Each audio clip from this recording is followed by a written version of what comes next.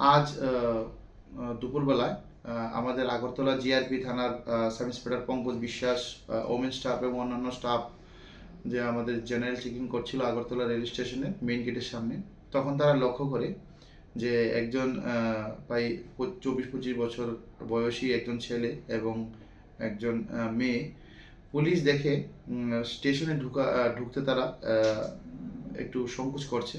ইহা দেখে আমাদের স্টাফরা তাদেরকে আটক করে জিজ্ঞাসাবাদ করলে জানা যায় ছেলেটির নাম আমির হোসেন। সে একজন বাংলাদেশি নাগরিক। তার বাড়ি বাংলাদেশের সাতক্ষীরা জেলায়।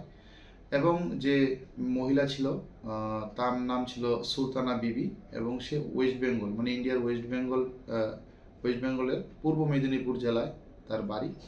ওই মহিলা ওই ছেলেকে কোনো রকমভাবে কোনো বর্ডার ক্রস করে নিয়ে এসেছে এবং বর্তমানে ওকে নিয়ে এসে ওয়েস্ট বেঙ্গল পাড়ি দেওয়ার উদ্দেশ্যে আগরতলা রেল স্টেশনে এসেছে।